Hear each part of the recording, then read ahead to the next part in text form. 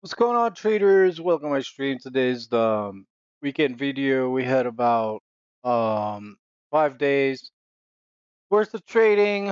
Actually, the most interesting thing was Thursday, where CYN was the choppiest stock I have ever seen, and it just squeezed the shorts out from like, I don't know, was it 10 to like 40 or something like that.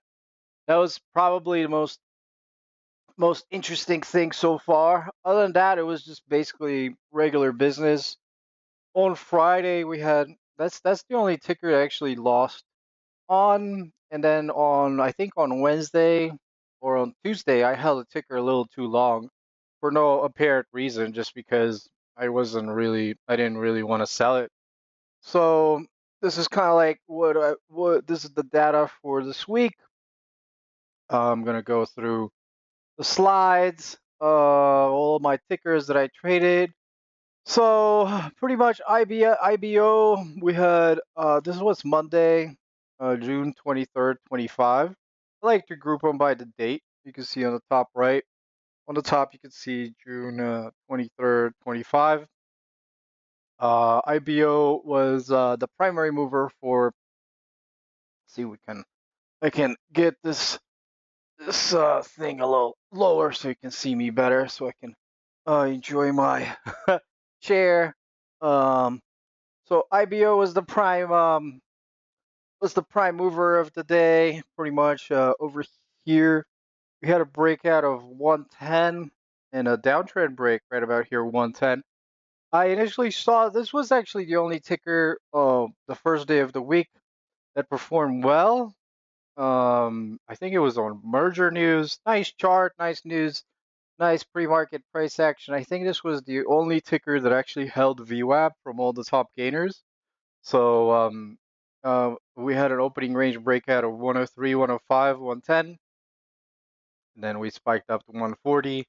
I ended up pretty much banking 25 cents on it, and then I made another 10 cents on it. The ticker ended up going to about 195. Like what I say in many of my videos, Monday's price action. If you only have one mover, this stock tends to squeeze much higher than we all thought. Especially if this ticker holds VWAP and also has a nice decent chart and has a low float, and there's no other ones mover.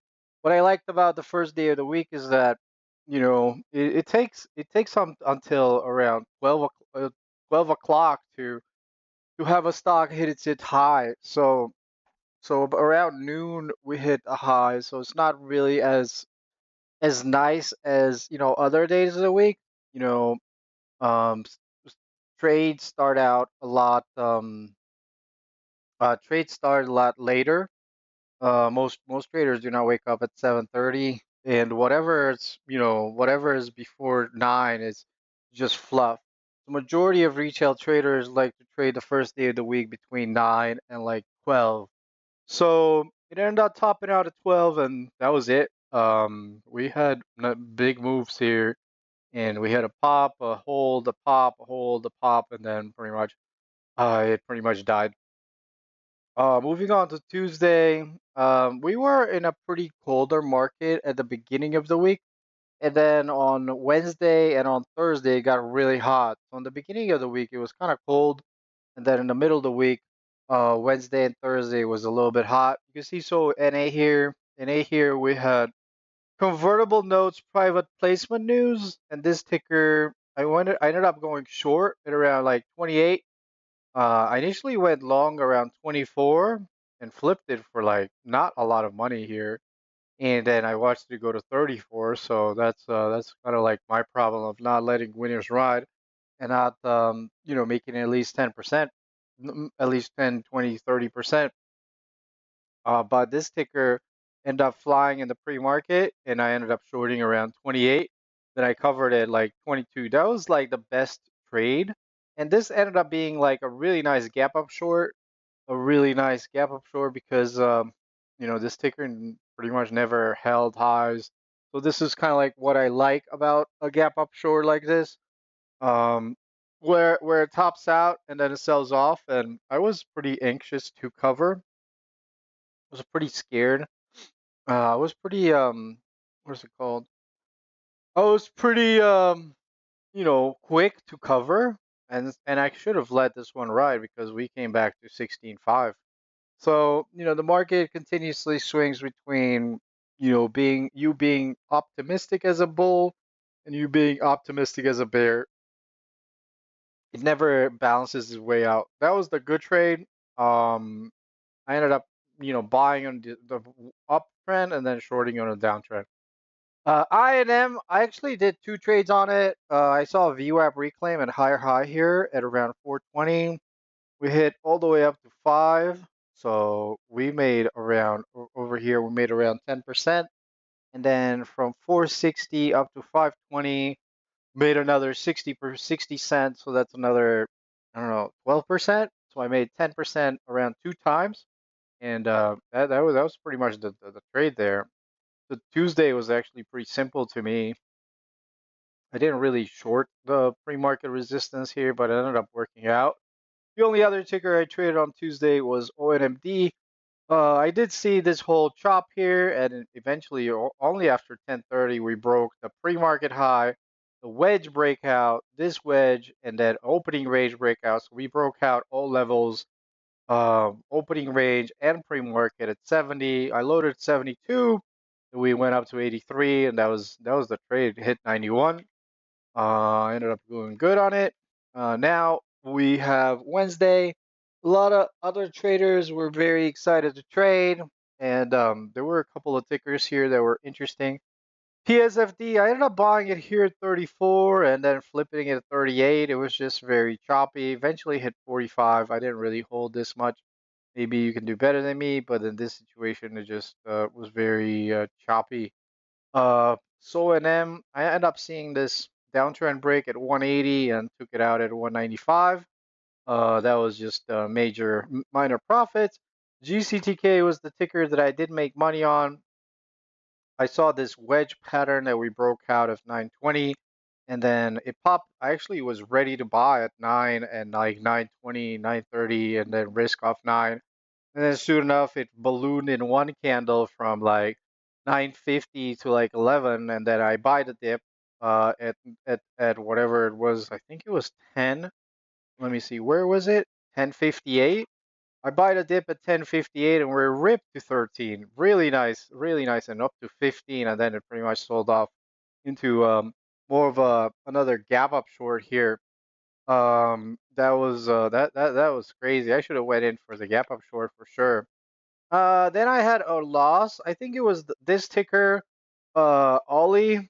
Where is Ollie? There's Ollie. I ended up just, this ticker was a short the daily resistance at around 1181, and I actually bought it as we had a first 1 minute to make a new high right there at around let's see, at around, I think it was 1150, and then pretty much we didn't really go much higher, so I should have taken it off at 11, took the loss, or maybe flipped short, but I was just stubborn about it. So that's kind of like my one mistake over here in Ollie. I didn't really want to take it off. SRFM, I traded this one good. This ticker just popped up over here. We popped up in the pre-market up to 460. I short because we did a big move from 360 to 460, and just in the pre-market because we were testing yesterday's high. And pretty much I thought we were gonna sell off, but we just dipped, and then I went flipped my short long. Then I took for 20%, and then I pretty much ran. That was SRFM, and then we have NKTR, another ticker that I did mess up on. A lot of traders thought that this was a short, but you can see so here that most of the pre-market price action was above yesterday's close around 24.46. So there's no reason to short it. If we were below 24.46, I wouldn't went short. But actually, what it did here, we actually went red for like a little bit.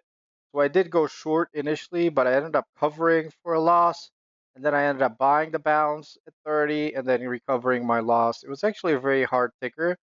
I should never short these types of plays, and be very careful, and be, very scared to short these types of movers. Had a nice wedge pattern breakout, and I should have went long and not just cut. I should have also pretty much just I should have cut sooner and went long because this thing went to 37. NKTR and these were the tickers that are very and SRFM. These tickers were very active, so it was just a flat trade on Wednesday. Moving on to Thursday, I think it was Thursday. This is my Thursday. CYN and ASTI. CYN, ASTI, we had a higher high right here on the 1 minute, and I thought that's gonna, we're gonna continue higher, but it ended up being short the daily resistance at 440 because we slammed into fours and then back to $3 in like three candles here. Just ridiculous sell off right here. So I bought it for that was just brutal. In like 30 cents I lost quick. And then we had CYN here, 1233 to 1460. I initially went long many times, third time a charm.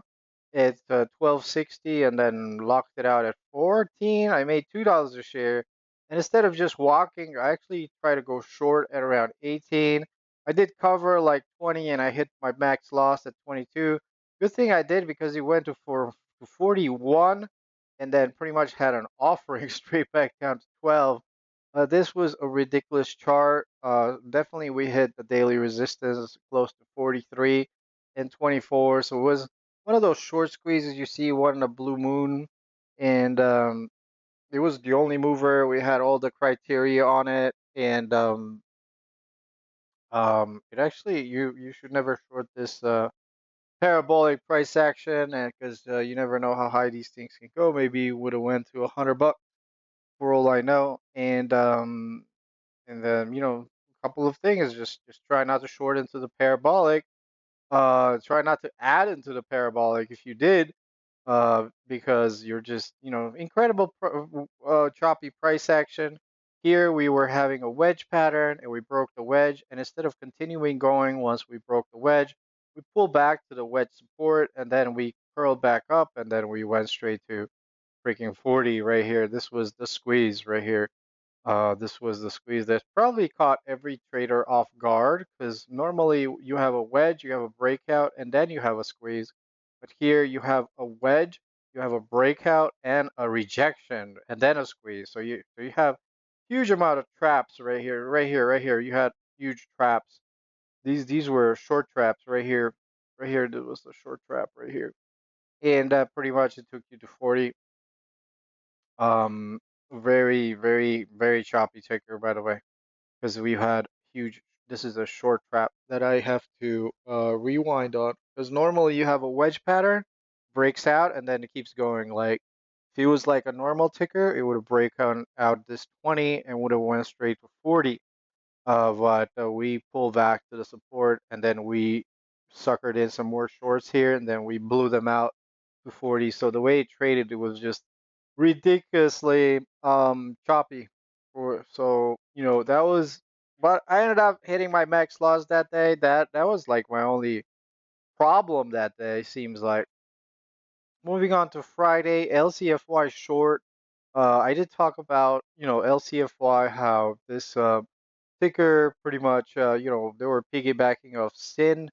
You had dirty charts, weak news, wedge breakout fail, and then pretty much, you had to confirm short the daily resistance. The uptrend wedge breakout failed, and pretty much this was the ticker.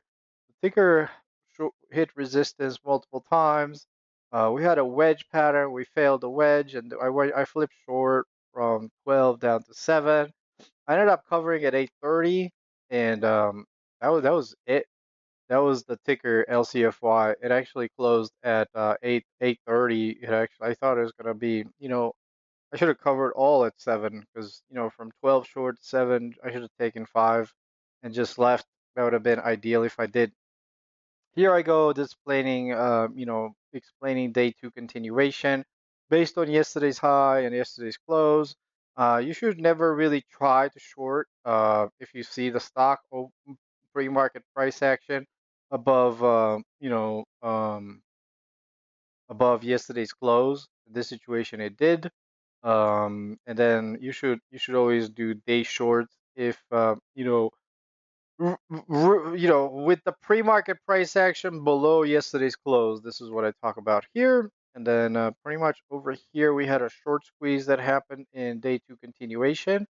The stock um, was hovering above yesterday's close, and then we dipped and went red a bit, trapped some shorts, and we went from 26 to 34. Really interesting week. I was pretty accurate on Sin partnership with Nvidia, and Thursday we had this crazy ass short squeeze, but the price action was incredibly. So my idea was to go long, and but the price action was very choppy, and it actually was very choppy, and um, I had the right idea in most of the tickers. The only thing that I didn't really do correctly, I think I didn't follow my plan in Sin to stay short, to stay long. This was probably one of my mistakes. Um, and the other two mistakes is cutting losers right here. Where is it? Right here, cutting losers. Like this ticker that almost blew me, like NKTR. This was a very hard ticker as well. I should have. Where's NKTR? NKTR. I was short NKTR at like 24, and I didn't really cover that quickly.